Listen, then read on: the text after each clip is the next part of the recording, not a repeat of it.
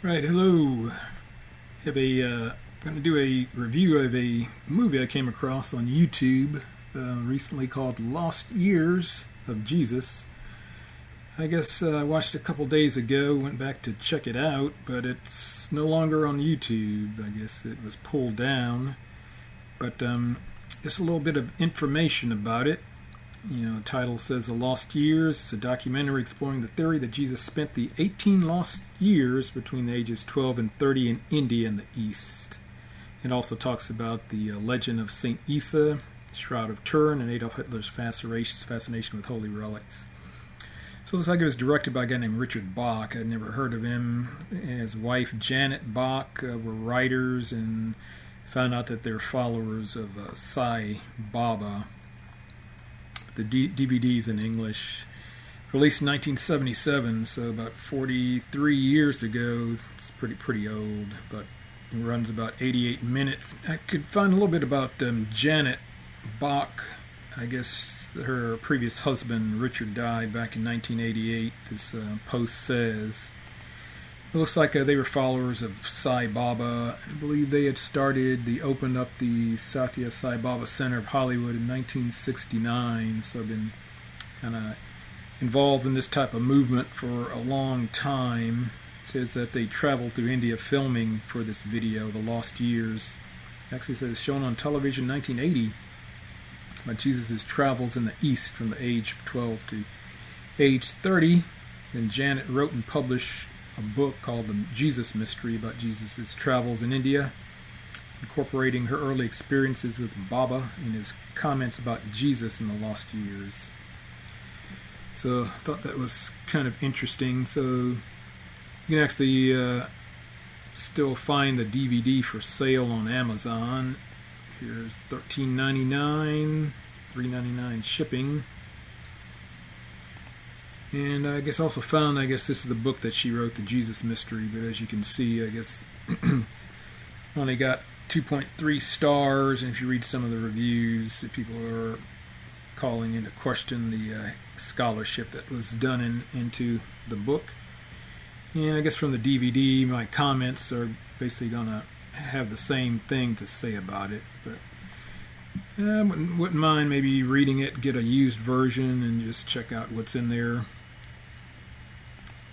Like I mentioned, I first just stumbled across this video on YouTube. It's no longer up, but if you just search on the internet, The Lost Years of Jesus, it looks like there's a version of this on Vimeo and actually a version on SciCast. It's like the website for Sai Baba.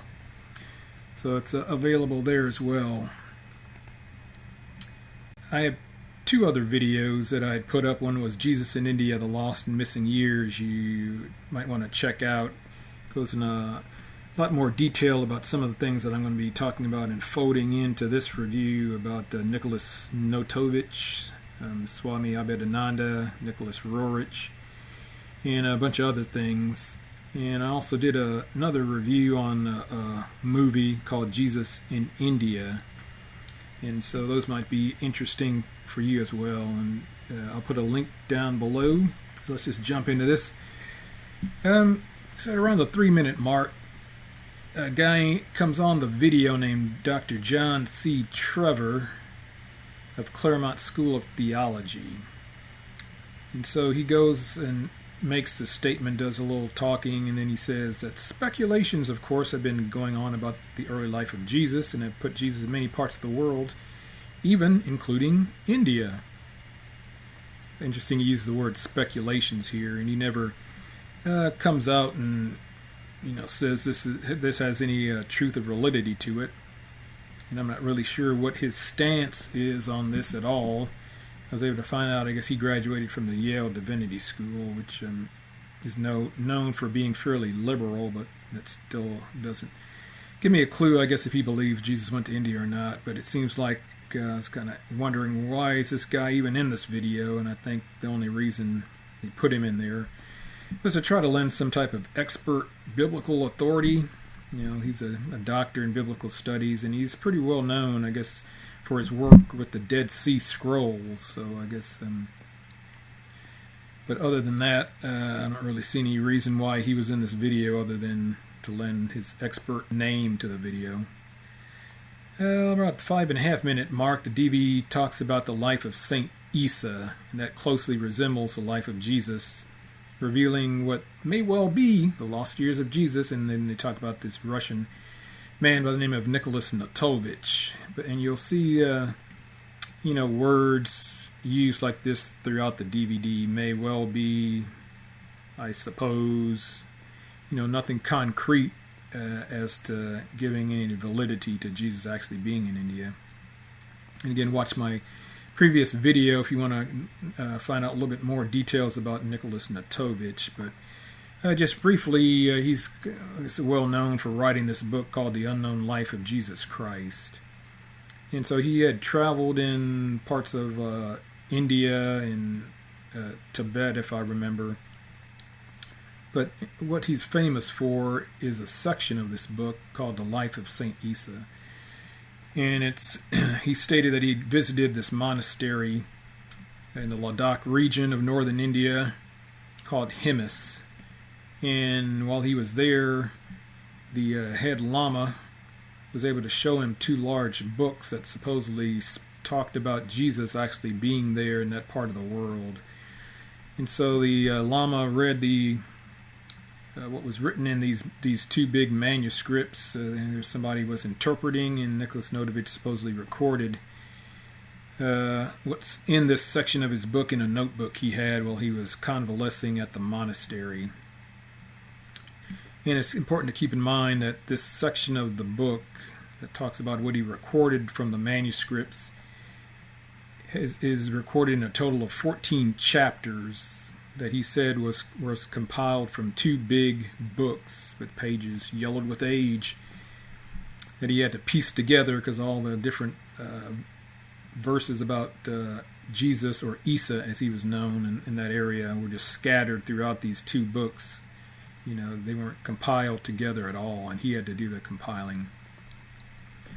Then a little after the 7-minute mark in the video, or the DVD, it says that shortly after departing, so this is when now he's departing from Himis, his donkey fell and Natovich broke his leg.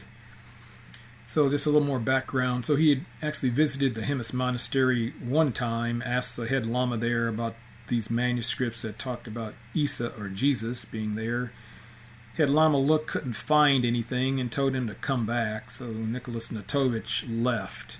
So this has happened. He had left.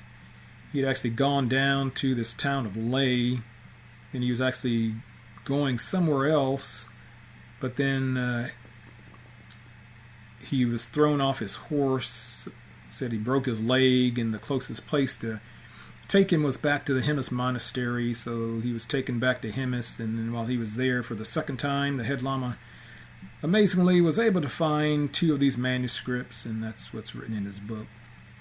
But the DVD says that shortly after departing, Himis, the first time, his donkey fell and Natovich broke his leg.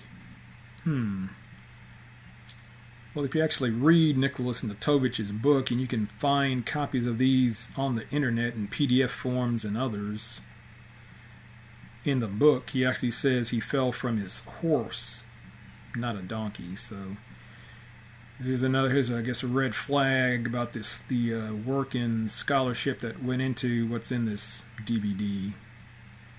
I mean, that's a pretty easy fact to get straight. Just go back and look at his book. And then they said it was shortly after departing Himis this happened, but if you read the book again, it wasn't shortly after departing Himis, because then he says in the book that after he left Himis, the next night he was in the city of Leh. And then he says 2 days later, he sent gifts to this chief or head lama because he was planning to go back again.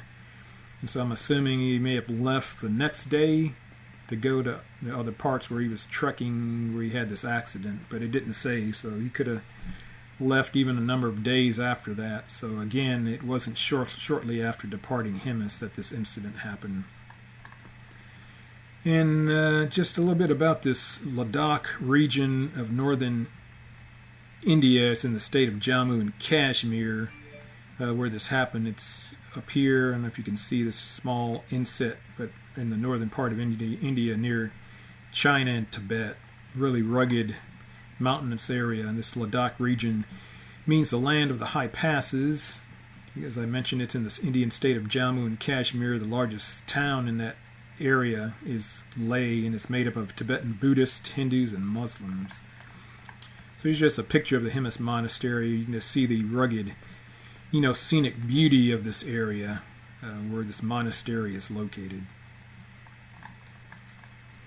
So if we go on a little bit further into the DVD, now it talks about that the scrolls, or these manuscripts that Nicholas Natovich supposedly saw and recorded, are accurate records of the stories carried to the east by merchant caravans, and the legend was written shortly after the caravans brought word of the crucifixion of Saint Isa.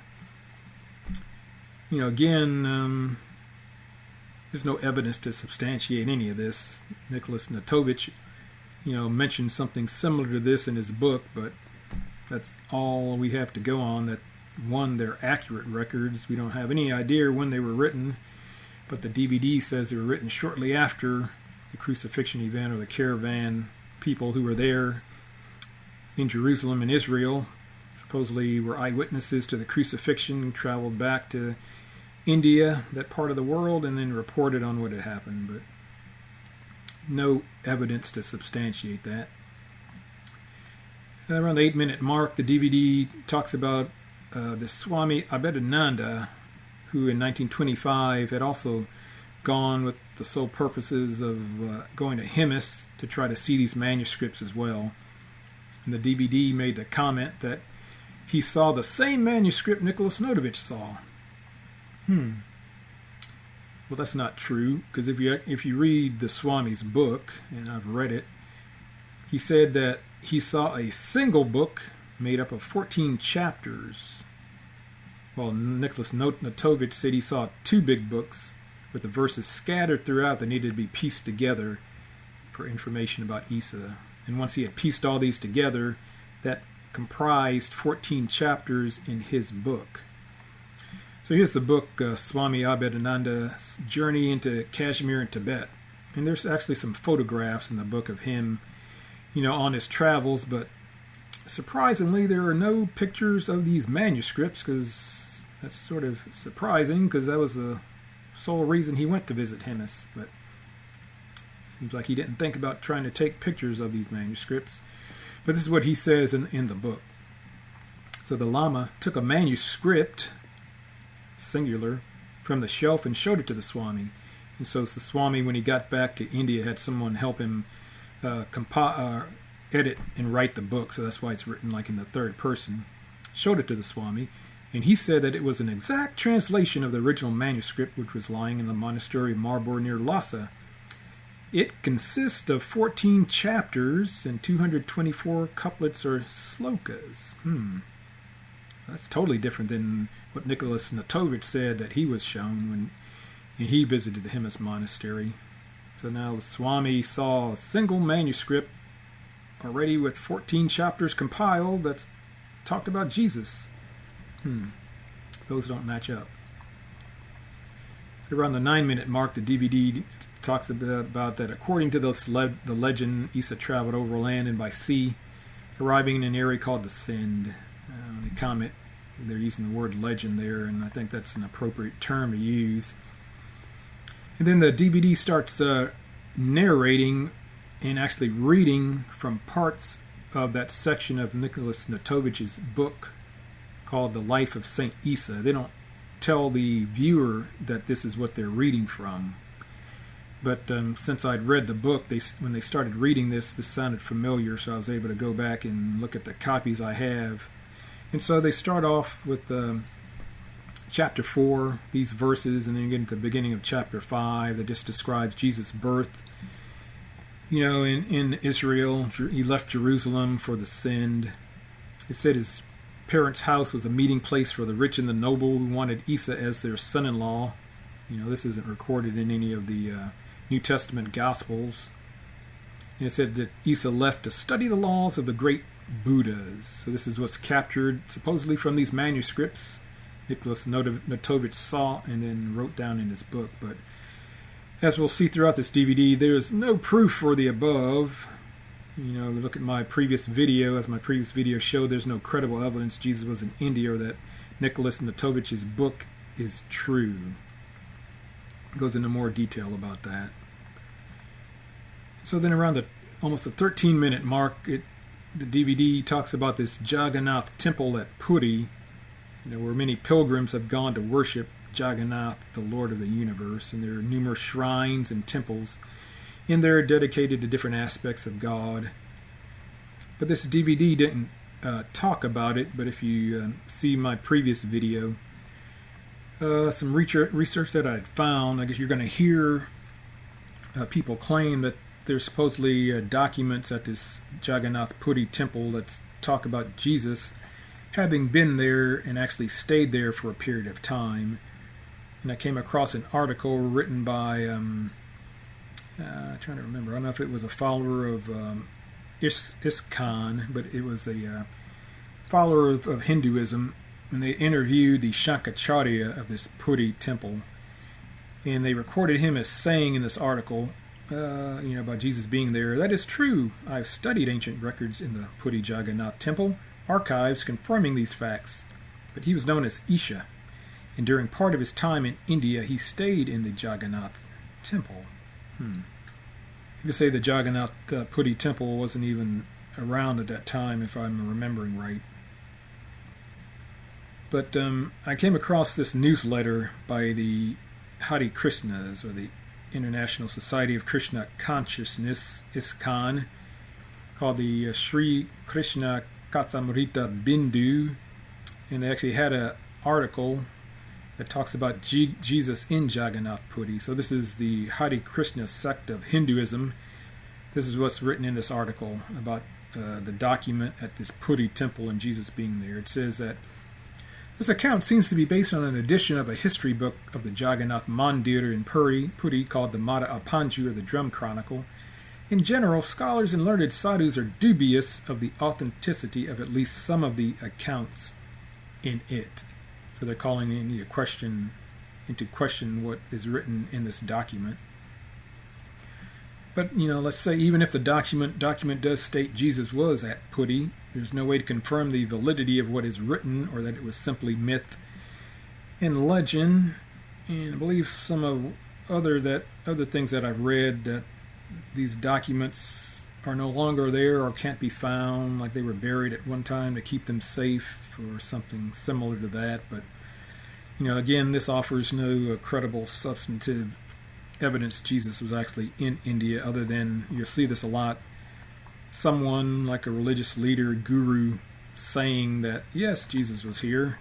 Going a little bit further, the narrator continues reading from the life of Saint Isa, what's recorded from the Tibetan manuscripts that Nicholas Notovich wrote in his book. Again, the viewer isn't told where this is coming from, and this is going to be important. So now they get into chapter 5, verses 3 and 4, and the narration said this: Isa left the worshippers of Jaina and went to Jagannath, to the country of Orissa. So Orissa state is where this Jagannath, or they wrote it differently here, temple at Puri is located. So it said that, when Jesus left Israel, he went first and kind of met the Jains, part of the Jain religion, and then traveled further into India and met some of the Hindus there. But interestingly, again, remember this, the DVD said that Isa left the worshippers of Jaina. But if you actually read Nicholas Notovich's book, this is what the book actually says. But he, Isa, left the deluded worshippers of Jain and went to Jagannath. And I have another version of Nicholas Notovich's book, and it says, but he, Isa, left the misguided admirers of Jaina and visited Jagannath. So really only one conclusion can be drawn from this, that the people who put the DVD together and did the narration willingly and knowingly left this out. And here's actually a copy of the a page of the book that I have. But he left the misguided admirers of Jain and visited Juggernaut in the province of Orissa. But then around the 15.5-minute mark, I mean, not everything in this DVD wasn't, I guess, worthy of information. They did have some good and true information. And one thing they talked about was in the holy city of Varanasi, or Benares. Hindus said that if they are able to get there before they die, then their soul will be liberated from the ceaseless cycle of reincarnation. So that's what they believe. Then almost at the 16-minute mark, the DVD said that little has changed in Benares, or the city of Varanasi, in the 2,000 years since St. Isa walked along these banks. Again, you'll see a lot of this in the DVD. I mean, this is just an assertion. There's nothing presented to substantiate this at all, that Jesus was actually there 2,000 years ago. Around the 17-minute mark, it talks about the city of Rishikesh, which is known as the land of the rishis, or seekers of truth, and talks about the Shivananda Divine Life Society ashram that's there, founded by Swami Shivananda. And that one of his personal secretaries, sorry, I kind of spelled his name out the way it was sounded, so forgive me if it's not exactly correct, but Swami Venkateshananda, who was Swami Shivananda's secretary for many years, kind of recalled talks with Swami Shivananda about the lost years of Jesus. And he says this in the DVD. Swami Shivananda often spoke about Lord Jesus during the ashram's Christmas celebration. And he knew that Lord Jesus was in India during what are known as the lost years of Jesus. And those who witnessed Swami Shivananda's statement concerning Lord Jesus knew that all these came from his own personal experience, personal direct knowledge. And then what did he say? Not just analysis of the Bible. So then again, these are just mere assertions. So somehow Swami Shivananda knew Lord Jesus was there. So his secretary's listening to this and seems like supposedly not questioning any of it and believing that it's true. But then again, this is an assertion, not substantiated with evidence. But he said he came to know this based on his personal experience. Wonder how he came to that conclusion. But I think the real thing you're going to see related to this is something called confirmation bias. Just a definition is a phenomenon wherein decision makers have been shown to actively seek out and assign more weight to evidence that confirms their hypothesis, basically what they want to be true, and ignore or underweigh evidence that could disconfirm their hypothesis. So I think you're seeing this in people who honestly, sincerely want to believe Jesus had gone to India. And so even if there's no credible substantive evidence, they're still going to believe it because they wanted to confirm their bias. And the video goes on a little bit further to talk about a Swami Chidananda Maharaj who succeeded Swami Shivananda as president of this Divine Life Society after it looks like he had passed away in 1963 after this Maha, or great Samadhi, or death of the Master. So this Swami Chidananda Maharaj, I guess they mentioned that he's a biblical scholar who graduated from India's Loyola College. They had to mention that it's a predominantly Christian institution, it's a Catholic institution, and if there's anything like the Catholic universities here, you don't necessarily come out of there as a biblical scholar, but I don't know what he studied there. You can get degrees in a number of different subjects. But that he's also recalling his master's frequent references to Lord Jesus, and he kind of similarly says that Swami Shivananda said that Lord Jesus was a great yogi. He meant that Jesus Christ was an adept in the occult science of Raja Yoga, which is a classical science of meditation, and all the miracles that he performed during his public life were the result of yogic powers that accrued to Master Yogi. And so this is how we in India are able to understand the extraordinary miraculous powers Jesus demonstrated during his life and ministry. Again, this is just an assertion. It fits their worldview of how Jesus did what he did, their confirmation bias, but again, nothing is offered to substantiate this. But here's just a picture of the Shivananda Katir, or the Ghat, where this ashram is located in the city of Rishikesh. Pretty scenic, actually. So a little bit further, 22.5-minute mark, they continue reading from the life of Saint Isa. What they talk about, Jesus spending 6 years in Jagannath, Benares, Rajagriha, and other holy cities there in India, in verse 5, and then they jump to verse 11. But interestingly, they skip verses 6 through 10. And I believe they do that because these verses don't speak highly of the Brahmins or the Kshatriyas. So in the Hindu caste system, there's four main divisions. There's the Brahmins at the top of the priestly caste, and the Kshatriyas are the rulers or the military class. The Vaishyas are the shopkeepers, and the Shudras are the servants to the top three class. And there's a group not even in the caste system called the Dalits, or Gandhi called them the Harijan, or children of God. So they're not even in the caste system. You may see them as doing the jobs that are considered dirty, like cremation, having to deal with blood and things like that. So let's read the verses 6 through 11 that the narrator didn't read in the DVD.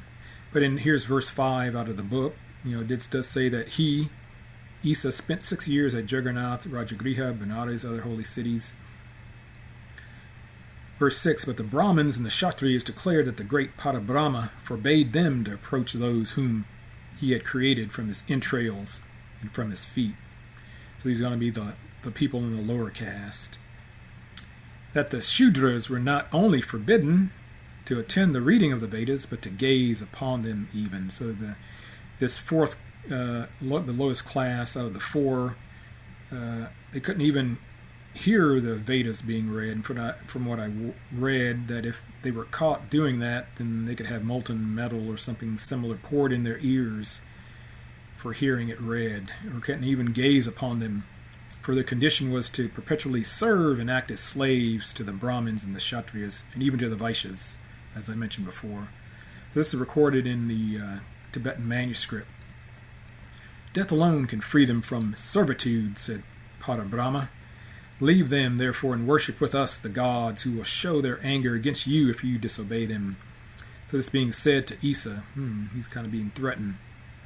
But verse 10, but Isa would not heed them, the Brahmins and the Kshatriyas, and going to the Shudras, preached against the Brahmins and the Kshatriyas. So Isa was there for 6 years in India, but he saw something about this caste system and the two highest castes that he didn't like. So interesting, the narrator skipped these verses. Then they go on to verse 12, and this is interesting.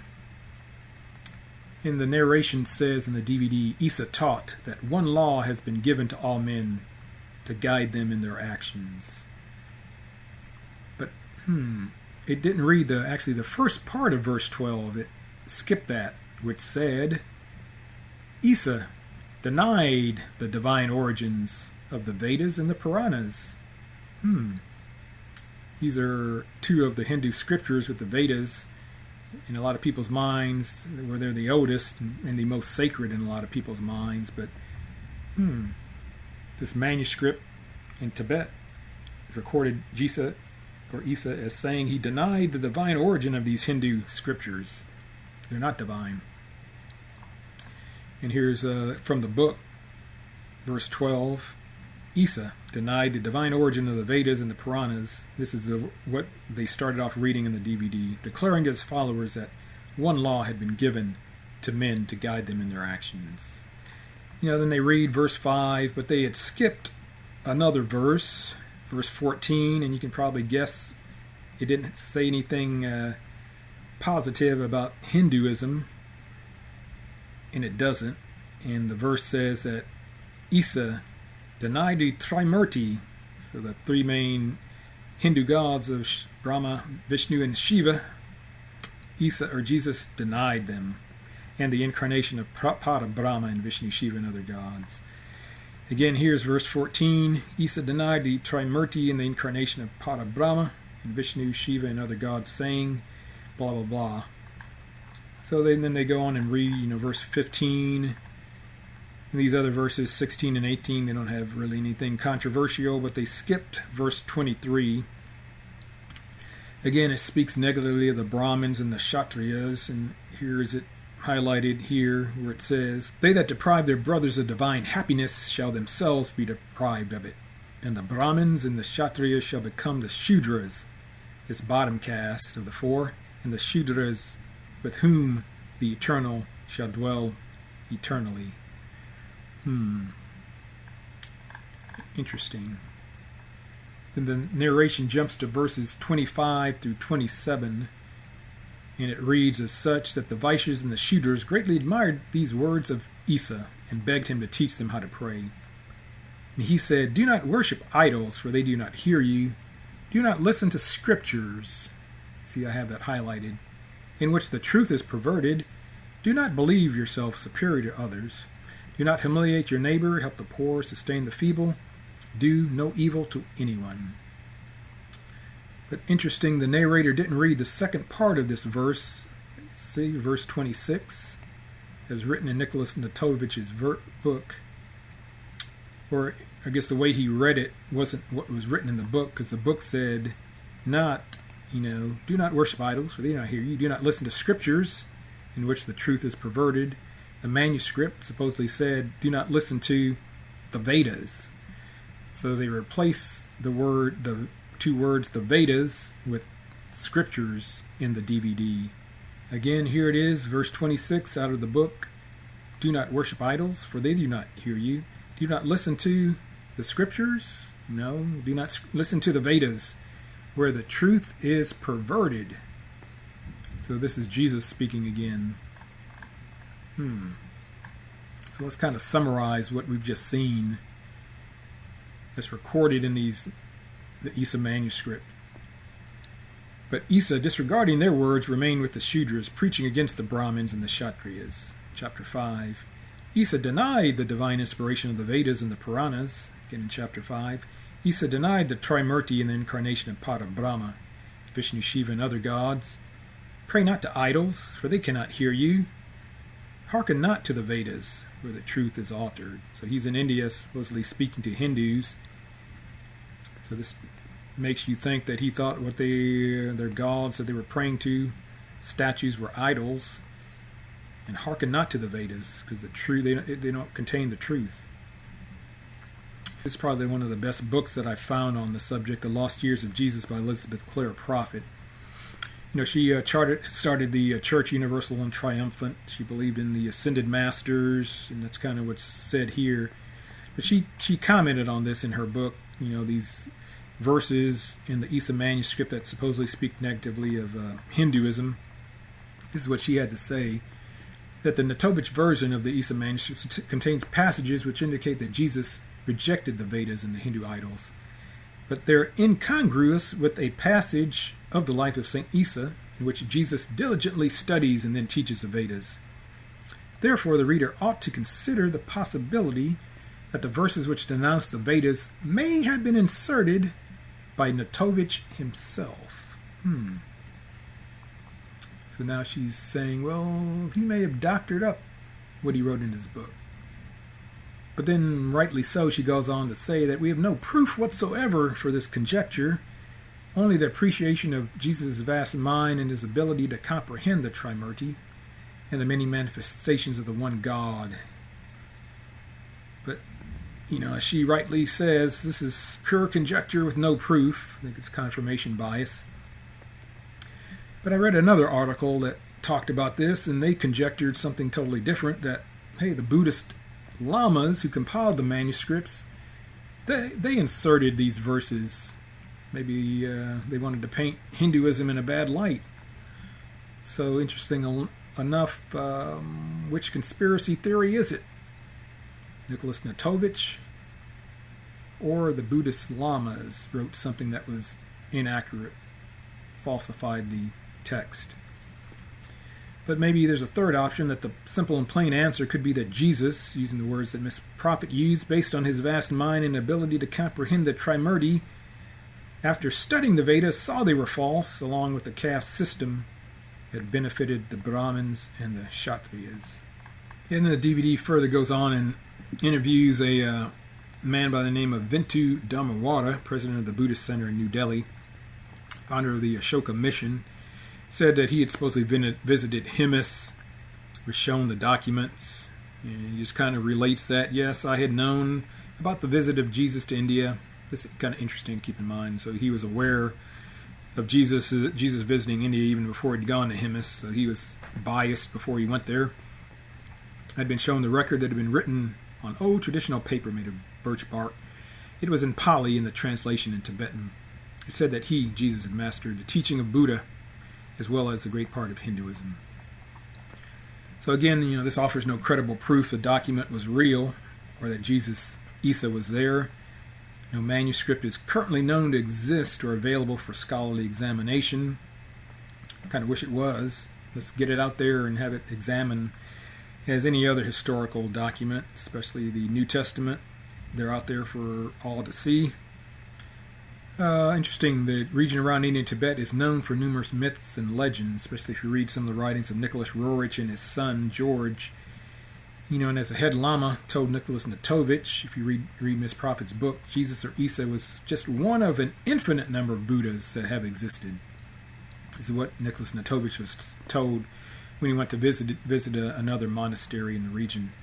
So it's reasonable to assume legends of these Buddhas, even Isa, have been circulating for centuries. And Mr. Dharmawara was biased and believed the legend before he actually traveled to Himis. The DVD goes on to say, the legend continues. They're not now at this point reading directly from the Isa manuscript, but it describes what supposedly transpired in Isa leaving the East and then coming back to Jerusalem in Israel. Just talked about him. A sojourn 6 years among the Buddhists. Age of 26, he left India. He traveled through Afghanistan, Persia, Greece, and went to Egypt. Then when he was about 30, he came back to Palestine. But this part in bold, they said that the governor Pilate was afraid of Jesus, inciting the people against the authorities there,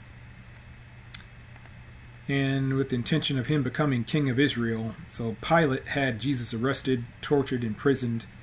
And the judges here, referring to the Jewish religious leaders, like the scribes, the Pharisees, and such, having consulted together, said to Pilate, "We will not take upon ourselves a great sin of condemning an innocent man and acquitting robbers, which is contrary to our laws." This is interesting because this characterization of what happened is in the Isa manuscript, that Pilate is the one who wanted Jesus crucified.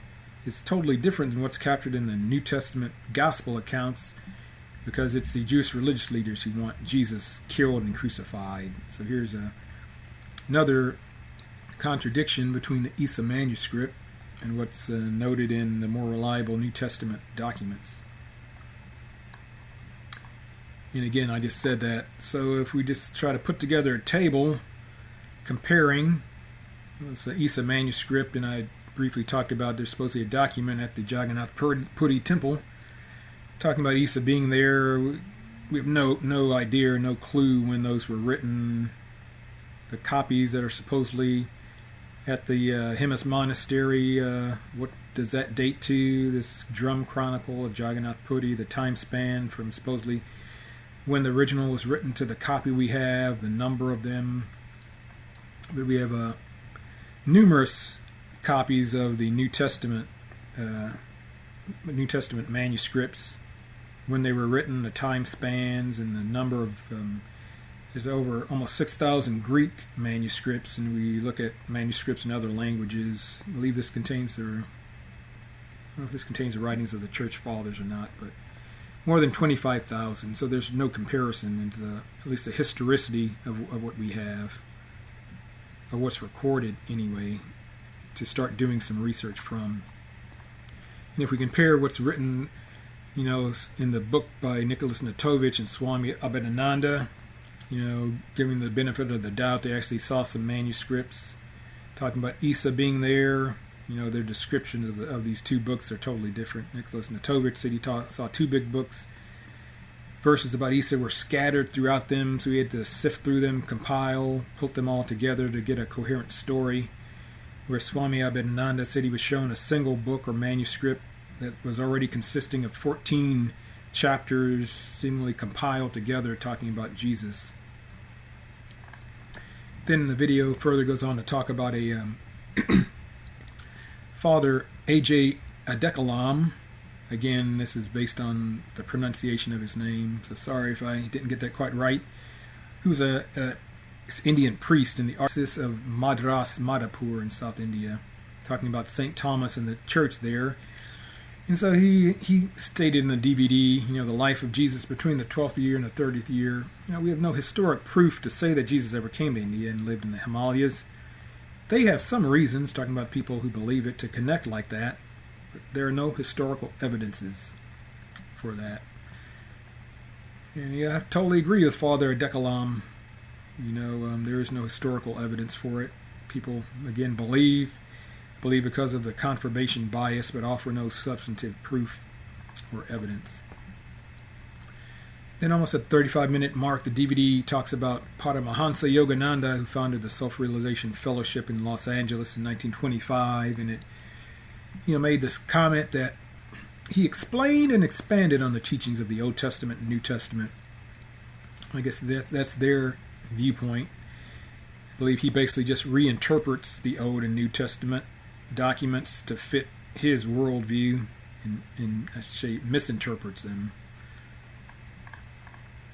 And the DVD then goes on to talk about Swami Kriyananda, who was a disciple and studied under Paramahansa Yogananda. And he ended up founding his Ananda Cooperative Village and Retreat in Northern California. I guess if you do some further research, there was some schism between the Ananda village that got founded by Swami Kriyananda and the Self-Realization Fellowship. There was a lawsuit filed that dragged out, I believe, for 10 years, but none of this is going to come out unless you do some further digging. But, they're interviewing Swami Kriyananda, and he recalls talking to Yogananda, Paramahansa Yogananda, about the lost years of Jesus, and he says, Yogananda often talked about the missing years of Jesus and the fact that he spent them in India. Here again, assertions of truth with nothing to back them up. The fact that he spent them in India, or a large part of them, he told us once that the 3 wise men had come to the manger from India, and Jesus' visit to India was to return their visit. Again, there's no corroborating historical evidence that the 3 wise men recorded actually came from India. And they talk about a book that Paramahansa Yogananda wrote, Man's Eternal Quest. And he said that, in there, supposedly had said that it's true that Christ lived in India during most of the 18 unaccounted for years of his life. Studying with India's great masters, Yogananda Ji was talking not from a level of scholarship, but of intuition. So this isn't based on the historicity at all, but just his intuition that Jesus was there. So again, I can't see how people are believing this, but they want to believe it so badly they'll listen to a guru, someone in a position of authority, and just because they say it, it's taken as a gospel truth. But it's stated that Paramahansa Yogananda said that it's true that Christ lived in India during most of the 18 unaccounted for years of his life. Wonder how he knows that. And that's really a false statement if you look at the Life of Saint Isa, the Nicholas Natovich book that's being narrated in this DVD, trying to lend credence that Jesus was actually there. So then as seen in this DVD, all these quotes from these gurus are just mere assertions, not substantiated with evidence. Similar that we saw with Swami Shivananda, Swami Chidananda, and the Vintu Dhammawada. And what we just saw, that Paramahansa Yogananda said that Christ lived in India during most of the 18 unaccounted for years of his life, but that's not true. So he's a false teacher, because this contradicts Nicholas Natovich's book that they've been talking about in the DVD. Because let's see what it says. It does say that Jesus spent 6 years in Jagannath, Rajagriha, Benares, other holy cities. But then he said he spent 6 years studying with the Buddhists. And then read Nicholas Natovich's book, he names that area as Nepal, not India. Just for the sake of argument, even if that was India's 12 years, not 18 years. So that's still wrong, but it doesn't say India. So it starts in verse 2. It talks about, Jesus was warned of the danger by the Shudras because the Brahmins and Kshatriyas were so upset with him. He ended up fleeing Jagannath, took refuge in the Gadamine country, birth of the Buddha Shakyamuni. Then he stayed there with them, perfected to learn the Pali language, learning the sutras. 6 years later, he was supposedly had chosen to spread and could perfectly explain these sacred roles of the Buddhist sutras. And then it says, then he left Nepal and the Himalaya mountains. He didn't leave India, as Paramahansa Yogananda falsely stated. So if you want to believe this document, it only says Jesus was in India for 6 years, not 18 years. Then the DVD goes on to talk about the Council of Nicaea. Now we get into some conspiracy theories. This happened in 325. Emperor Constantine was there along with approximately 300 bishops. The exact number seems to be in dispute, but it was a large number. So the DVD talks about this, and at this council, that it says here Jesus was designated as the Son of God, that is the essence of the Father, who was begotten, not made, in one substance with the Father. This was adopted as a Nicene Creed. Yeah, they did meet. They did formulate a Nicene Creed because there was some discussion about the nature of Jesus. I guess Arius wanted to say Jesus was actually a created being, and then Alexander, the bishop of Alexandria, and others said no, Jesus was not a created being. So that was the main purpose of this council, to get together based on what was written down in the scriptures that had been around and used for quite a number of years before this council even met. So they codified, I wouldn't say designated, of course the DB is going to make it sound like now they came to a sudden realization. No, this was a belief that was in place before this council met, and they just substantiated it from the discussions there. And then it also said that this council, and it also says in the DB, having proclaimed Jesus as the only begotten Son from this council, now Constantine found the historical Jesus contradicted his newly established Nicene Creed. So then again, Constantine now found the historical Jesus contradicted. So I believe they meant that the historical Jesus being that he wasn't one and the same as God, i.e. he was similar to like what the Hindus and others believe, that Jesus was an enlightened man, no different than you or I. So that's what they mean. And Constantine now found the historical Jesus contradicted his newly established Nicene Creed. So in 389, it is said, again, here's assertions with no evidence, it is said that the church put to fire the vast repository of ancient knowledge of the Alexandria Library, manuscripts that might have contradicted Constantine's Nicene Creed. Again, assertions with no historical evidence. And Constantine, as I mentioned, did not suddenly realize the newly established Nicene Creed contradicted the historical Jesus. The belief they captured in the creed was in existence well before the council. And so here's a article from Catholic.com that talks about this. They do make the comment that some old encyclopedia entries about the library appear to corroborate the claim that Christians burned it down, but the primary source evidence, key to keep in mind, primary source evidence does not back this assertion at all. There's a Eastern Orthodox theologian, David Brentley Hart, talks about this in an article. He says that the tale of Christian destruction of the Great Library, so often told and so perniciously persistent, yes, you'll keep reading about this myth, it's a tale about something that never happened. By this I do not mean that there is some divergence of learned opinion on the issue, or that the original sources leave us in some doubt as to the nature of the event. I mean that nothing of the sort ever occurred. In fact, there is not a single shred of evidence, ancient, medieval, or modern, that Christians were responsible for either collection's destruction, and no one before the late 18th century ever suggested they were. So this whole myth of the Christians destroying a library in Alexandria to keep from these documents being discovered about the true nature of Jesus just is not true. He goes on to say that we have fairly good accounts of that day, Christian and pagan. So not just Christian sources, but pagan sources, and absolutely none of them so much as hints at the destruction of any large collection of books. Not even Eunapius of Sardis, a pagan scholar who despised Christians and who would have wept over the loss of precious books, suggests a thing. Even this pagan scholar does not comment or make any reference to the burning of these pagan documents at all. So this is not surprising, since there were probably no books there to be destroyed.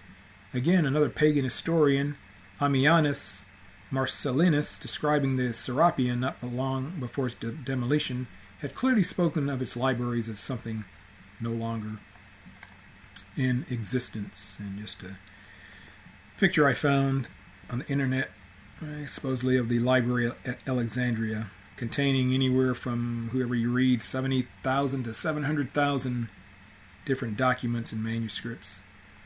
And I came across another article talking about this from Stanford University, the Bookhaven blog by Cynthia Haven, titled "The Library of Alexandria Destroyed by an Angry Mob with Torches? Not very likely." So she references an assessment done by an atheist writer by the name of Tom O'Neill. And this is what he has to say. So again, keep in mind he's an atheist. He's not a Christian wanting this to be true.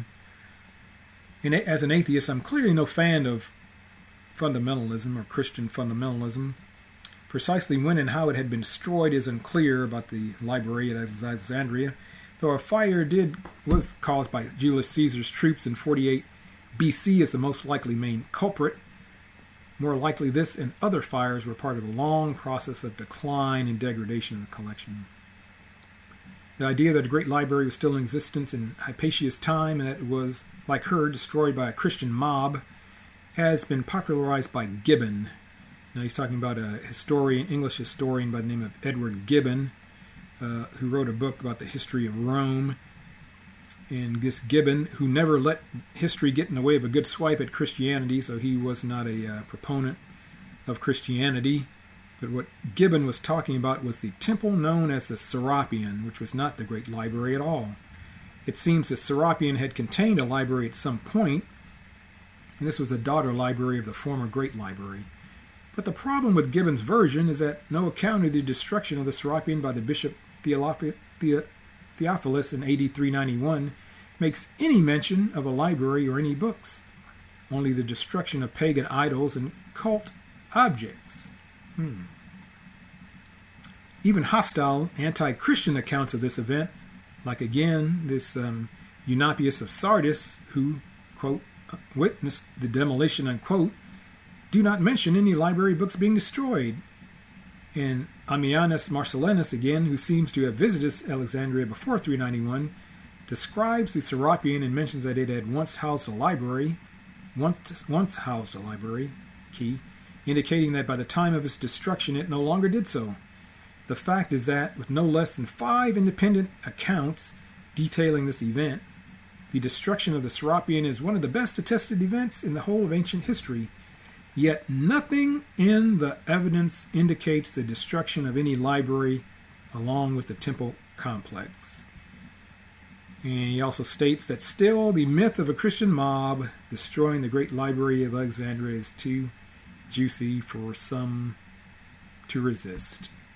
The DVD then goes on to talk about, again, with no just assertions, so these subsequent ecumenical councils of the church further altered the original doctrine. And then again, it is therefore possible. Here's these words you'll see somewhere during the evolution of the church. The history of Jesus from age 12 to 30 may have well been deleted. Assertions with no evidence. Then at the 38-minute mark, Swami Kriyananda, makes some statements. He says, one gets the impression, here again we're seeing these statements, no historical evidence accuracy. One gets the impression they were very well been, therefore possible. But he says, one gets the impression that other things were taken out of the Bible too. Now they go into the reincarnation myth. The early Christians used to believe in reincarnation. The Jews believe in it. The Orthodox Jews still believe in it. And Origen was a Christian theologian. One of the greatest theologians, second to St. Augustine even, said he got the teaching of reincarnation from apostolic times. This teaching wasn't taken out of the Christian doctrine until 553 A.D. At the Second Council at Constantinople. They anathematized Origen, took out all his teachings, including that of reincarnation. So Swami Kriyananda is saying this in the DVD. Then he goes on to talk about some verses in the Bible that we pointed to that talk about reincarnation, which they don't. They just misinterpret it as such. But there are, two views about the afterlife among the Jews in the days of Jesus. One religious group, the Sadducees, they didn't even believe in an afterlife. There couldn't be any reincarnation. And then the Pharisees and the Christians and other Jews claimed that the dead would be resurrected on the last day. So that's not synonymous with reincarnation at all. So in an article from the Jewish Encyclopedia titled Transmigration of Souls, termed also metapsychosis, this is what they had to say. The doctrine reincarnation was foreign to Judaism until the 8th century, when under the influence of the Mohammedan mystics. It was adopted by the Karaites and other Jewish dissenters. The doctrine counted so few adherents among the Jews that, with the exception of Ibrahim ibn Daud, no Jewish philosopher until Hassadi Kreskas even deemed it necessary to refute it. Only with the spread of the Kabbalah did it begin to take root in Judaism. So the kind of mystical arm of Judaism, Kabbalah, looks like they may have had a belief in it, but other than that, there's no substance to the claim. And so regarding this false claim that reincarnation was taken out of the Bible at the Council of Constantinople, there's a Dr. Paul Eddy, Associate Professor of Theology at Bethel College, wrote an article. This is what he had to say, that the primary purpose of this council that's being referred to was to ease tensions in the church caused by the Council of Chalcedon 100 years previous. Again, there's no evidence whatsoever that the idea of reincarnation was ever discussed, let alone condemned and purged from the Bible. He goes on to comment, maybe what the reincarnationists are referring to is the condemnation of Origenism, or Origen that was mentioned, which included belief in the pre-existence of the soul. It's key to keep in mind, but this should not, however, be confused with the notions of the karmic cycle of reincarnation. So the pre-existence of the soul is totally different than the concept of the soul in the whole belief of reincarnation. So this is clear from Origen's own words on this matter. So Origen actually wrote about this and this is captured in a commentary that Origen himself wrote on Matthew that you can find on the internet. But Origen said this, that the dogma of transmigration, he's using that word, which is foreign to the Church of God, not handed down by the apostles, nor anywhere set forth in the scriptures. So go read Origen's own words and writing. He does not believe in reincarnation. And other early theologians, including Irenaeus, Tertullian, and Gregory of Nyssa, also explicitly rejected the idea of reincarnation. Another point of fact, with that theory is that the manuscripts of the Bible exist dating back to the 3rd century. He lists these different codices and papyri. This is important because all these documents were written centuries before the council at 533, and none of them reveal any supposed reincarnationist teachings that were removed from the later edition of the Bible. And another point to keep in mind, beyond this even, it is known that the core canon of the Bible is essentially recognized and acknowledged throughout the Orthodox Church as early as the late 2nd, the late hundreds, and the early 3rd century, early 200s, not 533 AD, as evidenced by the list contained in the Muratorian fragment. And this is a fragment dated 170, and if I remember, this contained all of the books of the New Testament except 3 of them. So in 170 AD, there's also a listing being compiled of the canon of what should go into the New Testament. So at this point all of this points towards the impossibility of a conspiratorial purgation of the doctrine of reincarnation or any other doctrine for that matter from the Bible during any of the ecumenical councils. And Swami Kriyananda continues speaking. So again, here we go. We get the impression that the Bible was tampered with for the usual reasons, which is institutional religion. And if you read writings by him and other Hindu teachers, they have a problem with institutional religion. It's a free country. They can believe what they want. And he goes on to say, when they try to institutionalize religion, they also bring out the more convenient things that support their church, dogmas. And you'll hear this word bandied about often, dogma. And this is what I think. Again, I get the impression what I think they must have done. Again, assertions offered without any evidence to back them up. But let's look at this claim of dogma. So they like to claim others have dogma, and whereas they themselves are free from it. But in reality, that's not the case at all. So Oxford Dictionary gives a definition of dogma. You can find various definitions of dogma. This is a general one, and I think is pretty representative. It's a principle or set of principles laid down by an authority as incontrovertibly true. So it's not false. They believe it is definitely true.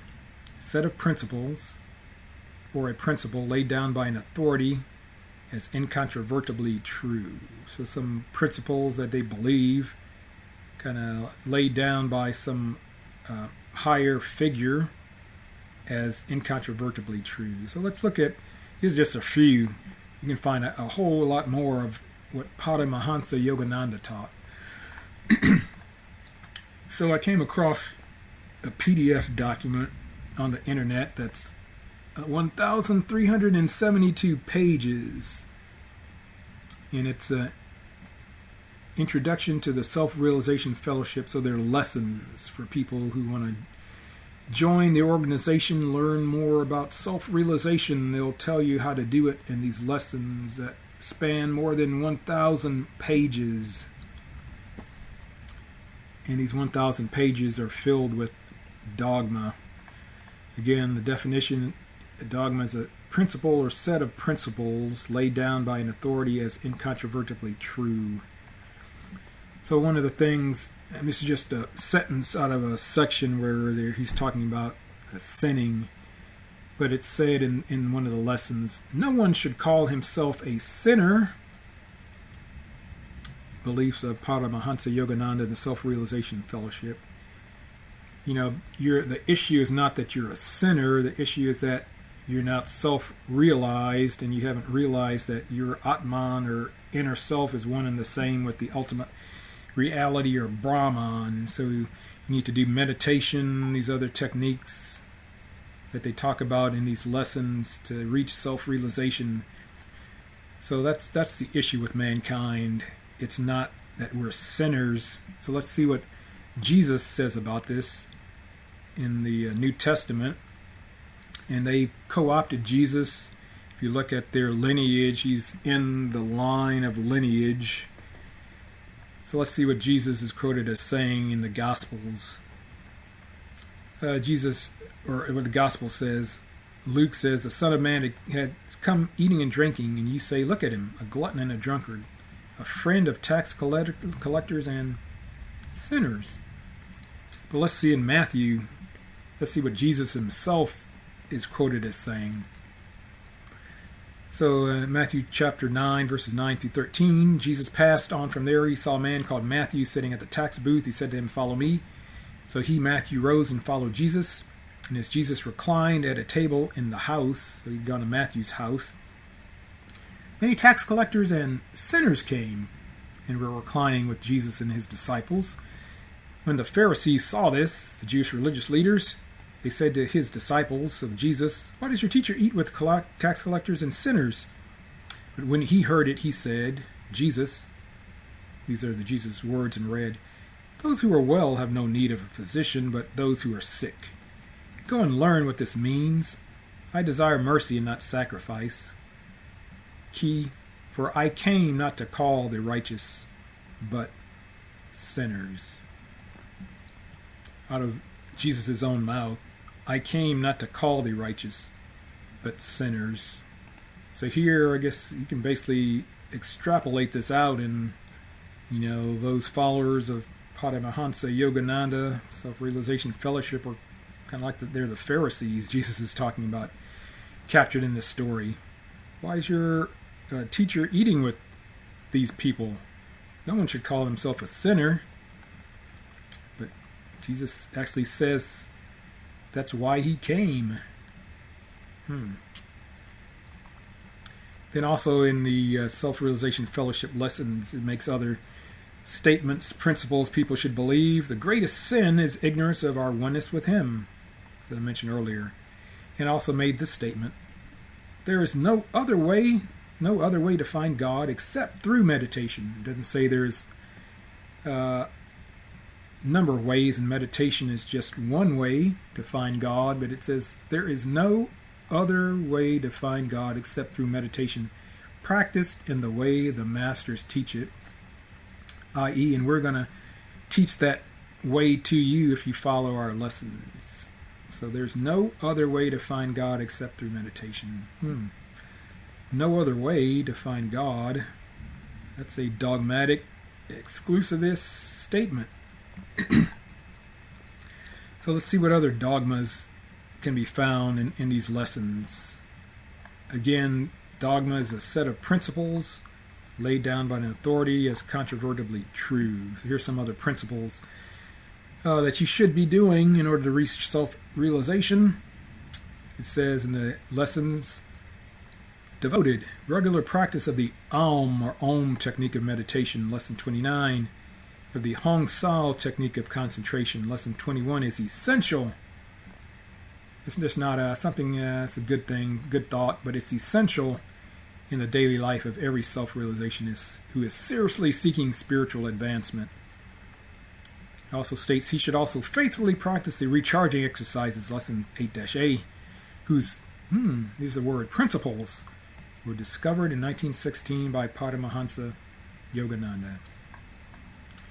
So again, we see the hallmarks of dogma. Definition, a set of principles. Here we have over 1,000-page lesson document instructing students on what to believe and practice in order to achieve self-realization. These are a set of principles laid down by an authority, the gurus, Paramahansa Yogananda, Self-Realization Fellowship.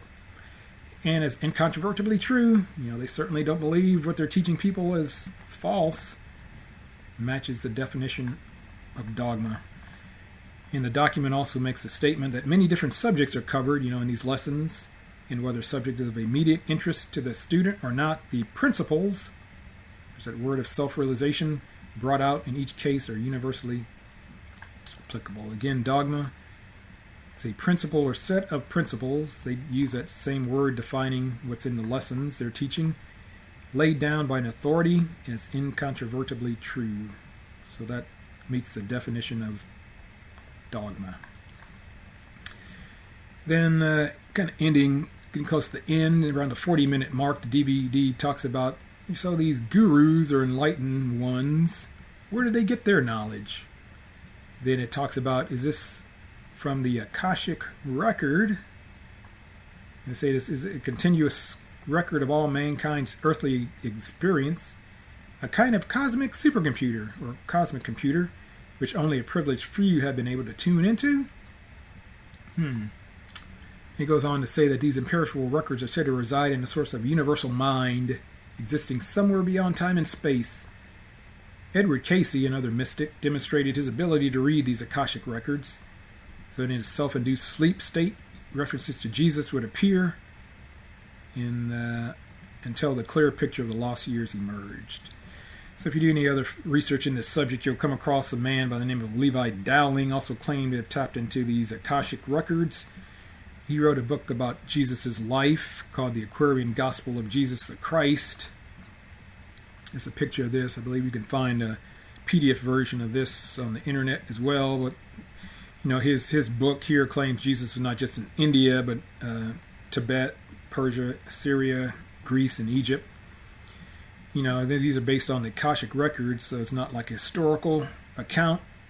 It's based on these people being able to tap into this warehouse of knowledge, cosmic computer somewhere out there in the universe.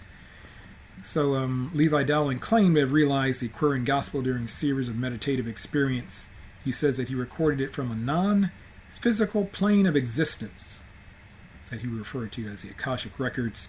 So these records are a compendium of all human events, thoughts, words, emotions, and even your intent ever to have occurred in the past, present, or future. And the Edgar Casey website says the following, that Akashic records are also maybe called the Book of Life, can be equated to the universe's supercomputer system. So in this system that acts as a central storehouse of all information for every individual who has ever lived upon the earth. So you may hear the term Akashic Record, Book of Life, Book of Remembrance. You'll see the Book of Life, Book of Remembrance noted in the Bible. So they falsely linked this up with the Akashic Records. There's no basis for that. And a Christian apologist, Ron Rhodes, wrote an article, The Jesus of the New Age Movement, made this statement. Both Casey and Levi allegedly obtained their revelations by reading these Akashic Records. Yet their readings blatantly contradict each other. Not only do the accounts disagree with each other, they all disagree with the gospel accounts in the New Testament, and the New Testament has solid, irrefutable manuscript evidence, which is a true statement. So I read another book by, I forgot the gentleman's name, but he had mentioned this, that people may read these Akashic records and their readings may not be exactly the same. They may have contradictions, but I guess he gave some kind of excuse. But here's Edgar Casey wrote a book called The Story of Jesus. America's Sleeping Prophet offers his unique interpretation of the greatest story ever told. I haven't read this book, but I'm planning to get it, and so I'm going to compare it with the Aquarian Gospel of Jesus Christ and see how these readings and stories of Jesus match up. But that's the end of the review. But as you can see, there was nothing of substance offered in this DVD. No credible testimony, no credible account that Jesus was actually in India. Thanks for watching. Have a good day.